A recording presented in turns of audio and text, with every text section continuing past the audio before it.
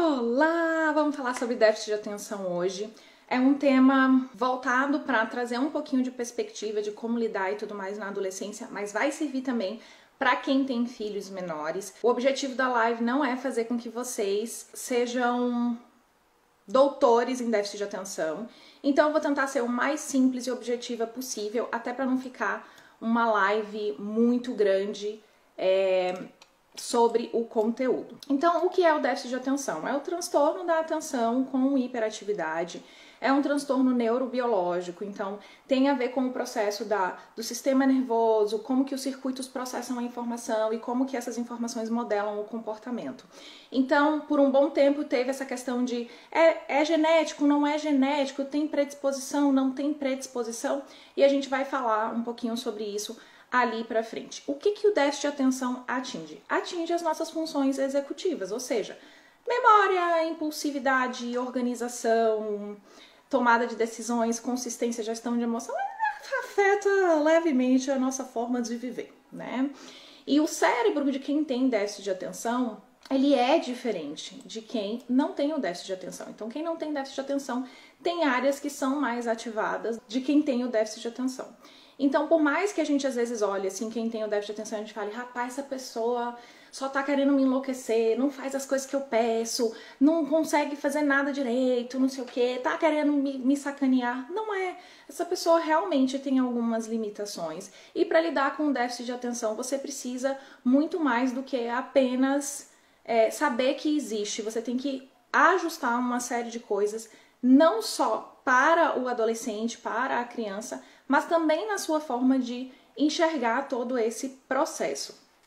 Como eu falei, por muito tempo se pensou que déficit de atenção fosse hereditário. E assim como os nossos próprios comportamentos, porque hoje a epigenética já mostra isso, a gente tem predisposições, né? Predisposição comportamental, predisposição de doenças, mas predisposição não é predeterminação. Então, hoje, por mais que se tenha várias e várias pesquisas sobre isso, não conseguiu se provar com uma total certeza de tipo assim, você tem um gene de déficit de atenção e você vai manifestar isso. Não se conseguiu. E a gente tem um especialista que fala sobre a questão do déficit de atenção por uma perspectiva diferente que eu achei muito interessante, né? O que é o déficit de atenção? Efetivamente no comportamento. É o ato de você se desconectar do presente, viajar na maionese, seja nos seus pensamentos, seja ficar olhando para o nada, você se desconecta do momento presente. Quando que o déficit de atenção começa? Na maioria das vezes, começa na infância e se agrava na adolescência, que é quando os pais começam a falar tem alguma coisa de errado, porque na adolescência a cobrança já é maior. Então, o que o Dr. Gabor Mate fala sobre isso? E que eu achei extremamente interessante, porque é uma perspectiva diferente. Ele fala que déficit de atenção está completamente interligado com o trauma. E o que é o trauma hoje? Porque antigamente o trauma era visto como um evento que aconteceu com você. Então, uma guerra, um abuso sexual, algo que causou trauma. Hoje já se entende que trauma é a forma com que você processa internamente um evento que aconteceu com você. Então a gente pode ter uma pessoa que cresceu sem pai e que tá tudo bem com isso, tipo, suave na nave. E a gente pode ter uma pessoa que cresceu sem pai e que isso moldou e modificou toda a forma dela pensar e a forma dela viver e que foi uma situação, uma experiência traumática, algo que ela sempre sentiu falta. Então a mesma situação, né, pode ser traumático ou não, dependendo de como cada um processa. Quando as crianças são pequenas, né, eles têm necessidades básicas. E quando essas necessidades básicas não são atendidas, dependendo da criança, ela pode se sentir traumatizada, rejeitada, entrar em sofrimento. O que são essas necessidades? Ser ouvida, ser vista, ser compreendida, ser celebrada, ser aceita, se sentir pertencente, são as necessidades básicas de uma criança, é tudo que uma criança quer. Hoje a gente vive uma vida extremamente corrida, então se percebe que também com o aumento da mudança da nossa forma de viver, também aumentou os diagnósticos de déficit de atenção, porque hoje muitas vezes a gente não consegue oferecer isso aos nossos filhos, a gente não consegue oferecer essas necessidades básicas, porque a gente está administrando e correndo atrás de várias outras coisas. Quando a criança não se sente ouvida, pertencente, não se sente compreendida, não se sente amada, como que ela faz essa gestão desse estresse? Como que ela faz a gestão dessa situação desconfortável? Ela não tem essa maturidade. Nós adultos, a gente vai treinar, vai correr, vai meditar, a gente sai da situação ou a gente modifica a situação. A criança não tem ainda essa capacidade, não tem essa autonomia, não tem essa maturidade. Então, o que ela começa a fazer é, não tá confortável aqui pra mim, então eu vou me desconectar. É uma forma de lidar com um momento ou com uma vivência que não tá sendo legal ou que tá trazendo uma sensação de rejeição traumática, né? Traumática, dentro do que é considerado traumático, e ela começa a se desconectar. Todo mundo tem esse processo de, em alguns momentos, se desconectar. Mas por que isso é complicado quando são crianças? Porque o cérebro está em desenvolvimento. Então, o cérebro começa a perceber que há um processo de desconexão e ele começa a se desenvolver em cima disso. Então, pode observar que muitas pessoas que têm o processo que são diagnosticadas com o déficit de atenção começam desde cedo a fazer esse processo de desconexão. E aí existe o processo da análise de o que na infância do meu filho ele pode ter sido traumatizante para ele, traumatizante dentro do cenário de como ele processa e não um big evento, uma explosão, uma bomba que cai, que aquilo. E aí, levando em consideração que o que pode ser traumático para um, não necessariamente é traumático para o outro. Tendo entendido isso e tendo entendido como é importante que a gente ofereça e supra essas 5 necessidades dos nossos filhos, não só na infância, como na adolescência, como também na juventude. Porque, no fim das contas, essas são as necessidades do ser humano como um todo. Não é só a criança que quer ser vista, que quer ser amada, que quer, enfim, se sentir pertencente, né? Na adolescência, o bicho começa a pegar com o déficit de atenção. Porque as responsabilidades aumentam. A escola passa menos informação pra gente. Então, a gente tem menos condições de monitorar, de ajudar, de montar um mecanismo dentro de casa que dê suporte para os nossos adolescentes. O adolescente começa a ser cobrado de uma série de coisas. Ele também está vivendo uma mudança hormonal, física, psicológica, mental, social. Então tem várias situações aqui que se unem. E a verdade é que o déficit de atenção, ele se confunde com uma série de outras coisas, né? E que a gente fica na dúvida, o que é ansiedade? É déficit de atenção? É depressão? É a natureza? É o perfil do meu filho? O que é? Como foi que eu descobri? Tá? Que Luca tinha déficit de atenção. Eu descobri não, né? Os médicos e etc. Mas como é que eu suspeitei? Desde muito novinho, Luca era uma pessoa, ele tinha uma característica de que ele não lembrava de nada. Coisas do dia a dia, tipo o que ele comeu de manhã, 2 horas depois, ele não lembrava. Ele demorava para fazer tudo. Então, se uma atividade... Eu me lembro que uma vez eu fui na escola e eu falei, gente, quanto tempo é para demorar esse dever de casa aqui? É pra demorar meia hora. Eu falei, meu Deus, o Luca leva 3 horas pra fazer. Eu entro em desespero. Eu entrava em desespero, porque eu falava, gente, eu sou tão rápida. E esse menino leva 3 horas pra fazer um negócio tão simples. E não era só o dever de casa. Se ele fosse lavar um prato, se ele fosse se arrumar, quando ele saía do banho, ele sentava assim na cama e ficava parado na cama, como se ele não soubesse o que ele tinha que fazer, parado, olhando pro nada, assim, de boa, enrolado, tipo, paz total. Eu falava, mas Deus, todo dia você sabe que você tem que se organizar para ir pra escola, o que é que você tá esperando? E havia uma impaciência em mim de tipo, caramba, velho, não é possível. Não é possível que você não tá lembrado que você tem que passear com um cachorro, que todo dia você passeia com um cachorro. A distração era surreal. Sentava para fazer um negócio e seja lá o que for, tá? Não podia um pombo passar. Sério, não podia um pombo passar. Que ele se distraía. Tudo, o que estava acontecendo, os barulhos da rua, tudo. Às vezes eu tinha a sensação de que ele estava vendo o ar passar, porque ele se distraía com absolutamente tudo. Era difícil para ele, sentado sempre, até hoje, tá? Fazendo um treco assim que eu nem consigo fazer, futucando, mexendo nas coisas, batucando. Era o que ele mais fazia na vida. Eu botava pra fazer dever de casa, eu botava uma água do lado, quando você via ele tava com um lápis batucando, desmontava as coisas, ficava com a caneta assim. Então, a gente via uma dificuldade enorme dele ter consistência no que ele estava fazendo. E a gente viu uma dificuldade enorme dele de seguir instruções. Às vezes eu falava, Luca, a luz do banheiro tá acesa. Vai lá, por favor, desligar, meu amor. Ele ia e fechava a porta. Eu falava, gente, como é que a pessoa fala pra outra apagar a luz e fecha a porta? Não tô nem entendendo como é que a pessoa pode esquecer o que ela foi fazer em questão de 2 segundos, uma pessoa jovem, com um cérebro jovem. Então eu tinha uma impaciência, eu falava, gente, não pode ser normal. Cara, isso não pode ser normal. É muita distração. É muito lento para fazer as coisas. Não é possível que não lembre de coisas tão óbvias que faz todo santo dia. E aí eu falei, tá, vamos investigar. Na época, eu levei ele em psicólogo, levei em médico, a gente fez um exame de audição, deu que ele tinha uma dificuldade de processamento auditivo central, aí ele fez 10 sessões com a fono, resolveu a questão do processamento auditivo central, fez diferença nenhuma no déficit de atenção, assim, na prática mesmo. Melhorou a questão da distração em relação a barulhos, melhorou assim, deu um help, deu uma ajudinha, né? Aquela ajudinha de custo. Mas não resolveu, e eu falava, meu Deus. Só que naquela época, o Luca vivia um cenário emocional extremamente complicado.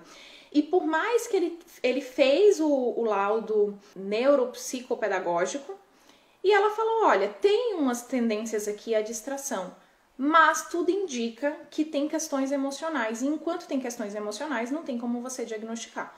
Porque o déficit de atenção, a falta de atenção, ela pode ser roubada em diversos cenários.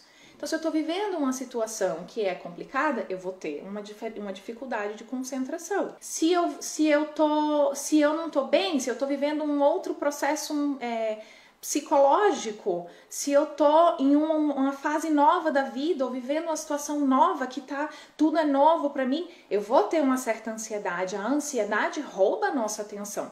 Então você precisa ir isolando as coisas para poder identificar o déficit de atenção. E naquele momento não era possível. Então tinha indícios, mas era assim, pode ser que tenha, mas eu acho que é emocional. Então ele fez tratamento com psicologia, fez todos os negócios e nada. Eu comecei, se não tem nada, então eu vou começar a criar estratégias. Eu comecei a criar estratégias para poder manejar a situação, porque eu percebia que ele demandava muito da gente na questão de supervisão. E essa demanda todo dia para absolutamente tudo é extremamente cansativo. Então chega uma determinada hora que você fala, meu Deus do céu, velho, pelo amor de Deus, você se estressa. Você fica nervoso porque você não consegue trabalhar sem lembrar a criatura o que tem pra fazer. Então eu falei, não, isso não é vida, eu vou mudar esse cenário. E aí eu peguei aqueles papel contact, taquei uma parede toda de papel contact. Canetinha, começamos a fazer estruturação de rotina, vamos lá, comecei a observar melhor qual é o horário que ele rende mais, qual é o melhor horário dele fazer dever de casa, qual é o horário que ele já tá cansado, como que ele funciona e como que a gente pode criar um sistema, não é um mecanismo, um sistema onde ele consiga se autorregular, onde ele olha a ilusão da pessoa, né? Uma criança vai se autorregular onde? Olha a ilusão, a cara da ilusão. Então eu criei um sistema, comecei a criar um sistema. Testei uma coisa, testei outra, ajustamos a nossa rotina, garantimos que ele tinha uma boa quantidade de sono, garantimos que na hora do estudo não tinha nada nem ninguém ao redor, assim, era o ponto, pra vocês terem uma ideia, era o ponto da gente, semana de prova dele na escola, da gente falar, a gente não pode receber visita. Porque a gente sabia que se a gente recebesse visita, nunca mais aquele menino ia conseguir concentrar e isso ia ter uma queda no rendimento dele. Então a gente criou um sistema. A gente também precisou se adaptar.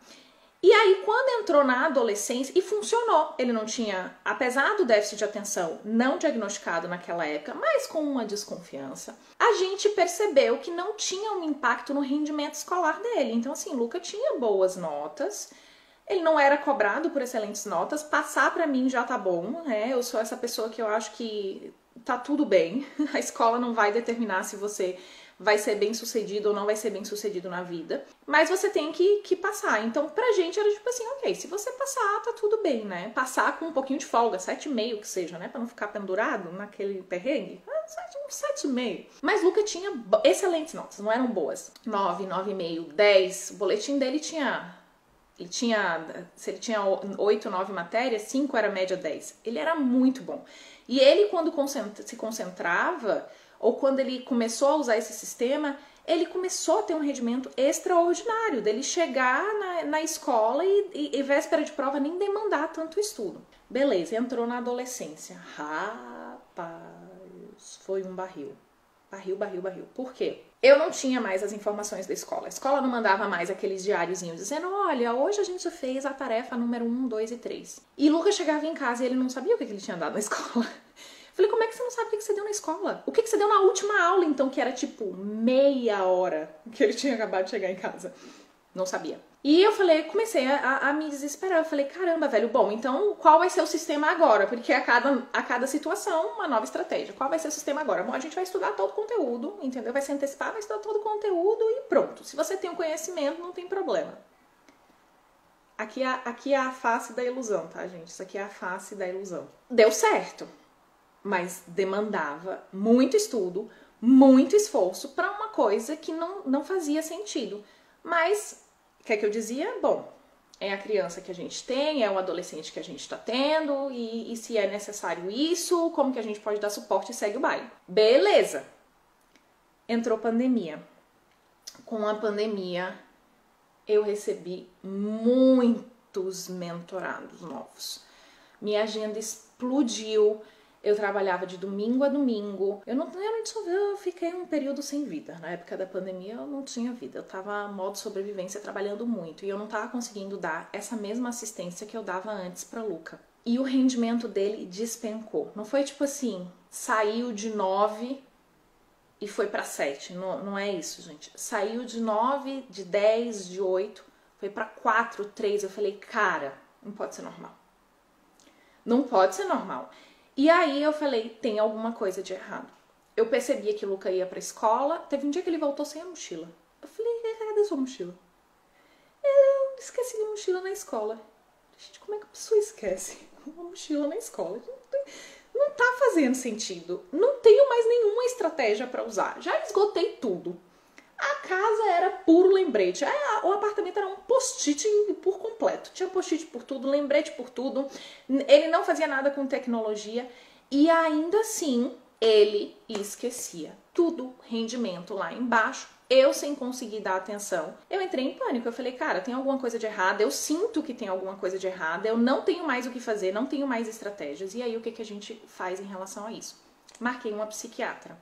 Maravilhosa, Andréa Moni. Pesquisei muito, busquei uma psiquiatra que tivesse um viés investigativo, que tivesse a sensibilidade de trabalhar com adolescente, que não saísse só medicando o sintoma, mas fosse isolando. E aí ela falou o seguinte, vamos pegar e liberar, vamos tirar da nossa frente a ansiedade. A gente vai dar um remédio para ele de ansiedade. E esse remédio a gente vai testar como é que vai atuar para ver se realmente é uma falta de atenção. Tomou remédio para ansiedade, o Lucas se sentiu top, tô me sentindo ótimo, tô mais calmo, tô dormindo bem. Zero resultado na questão do esquecimento. Rendimento ainda baixo em tudo, não era só na escola.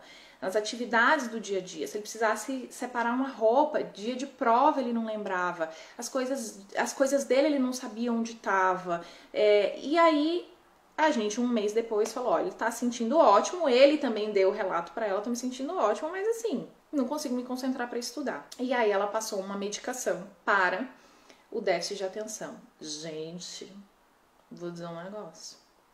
Quando ele começou a tomar essa medicação, eu falei, gente, se eu soubesse, tinha colocado na mamadeira. Porque todos os nossos problemas simplesmente parece que se esvaíram. Naquele momento, essa era a sensação.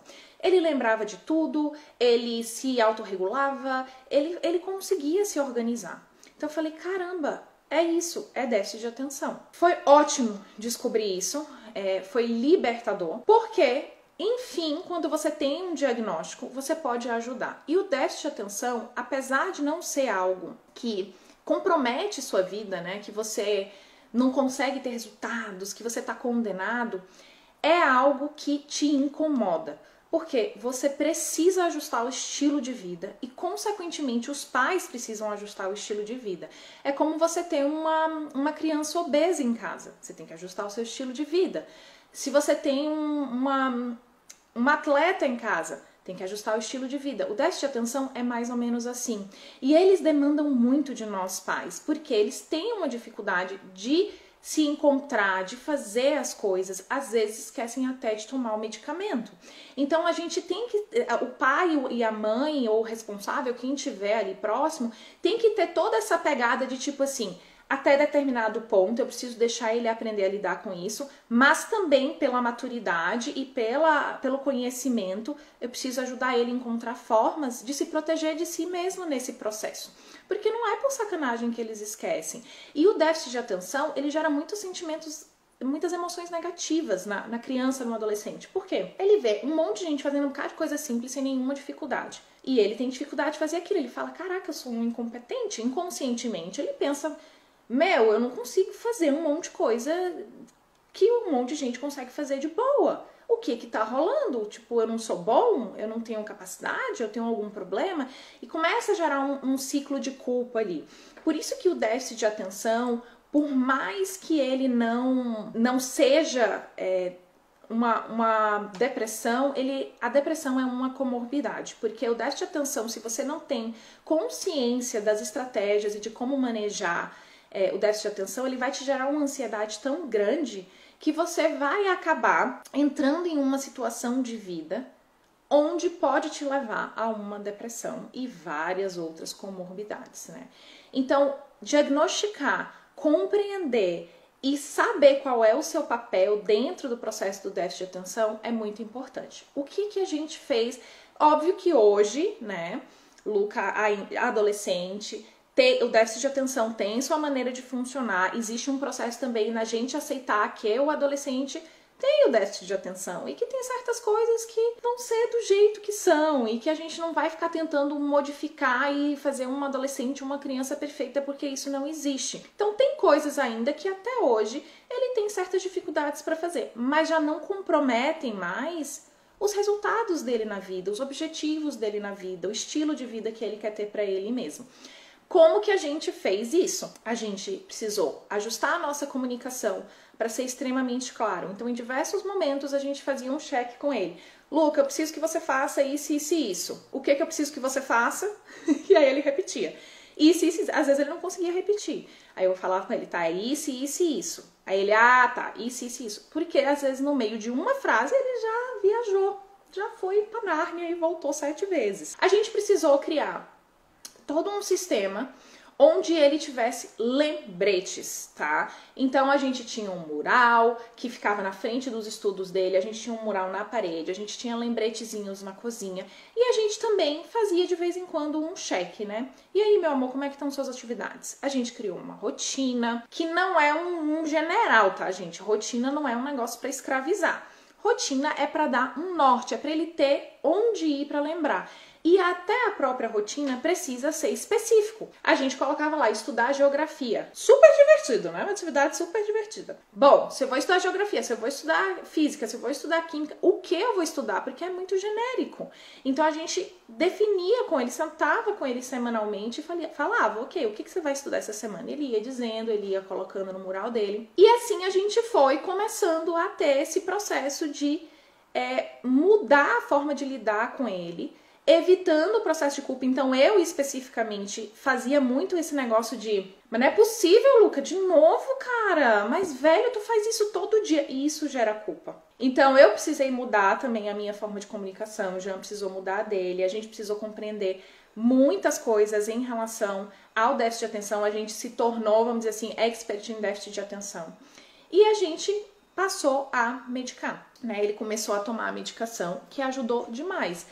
Também em uma equipe multidisciplinar, então ele passou por mentoria, ele passou por psicólogo, ele passou por, né, pelo psiquiatra que faz a cada quanto tempo, revisa, ele aprendeu a lidar, a gente precisou sentar com ele e também conversar, olha, tem déficit de atenção, paciência, e aí o que a gente vai fazer sobre, como a gente vai manejar, precisa ter mais consistência, precisa ter mais organização, precisa ter um pouquinho mais de tudo quando você tem déficit de atenção. E é importante que nós pais, a gente não fique como pais helicópteros em cima, querendo que tudo saia perfeito, porque mesmo que não tem déficit de atenção, não é assim, não é perfeito, né?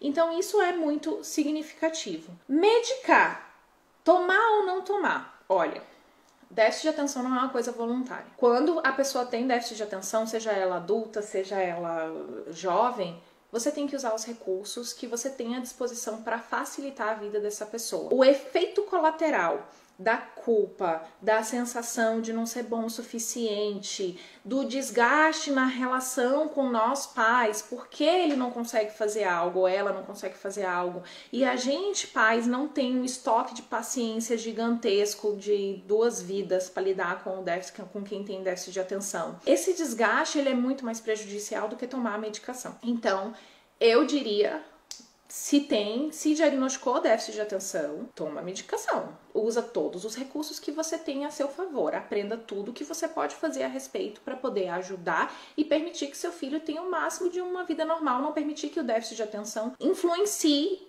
e impacte nos resultados que ele deseja para a vida dele. Não é o que a gente deseja para a vida dele, é o que ele deseja para a vida dele. Ok, entenderam? Depois disso, gente, nossa vida melhorou. A vida com o Luca é mais tranquila, tudo é mais de boa. Ai, gente, mudou a nossa vida. Depois que a gente, enfim, diagnosticou, mudou.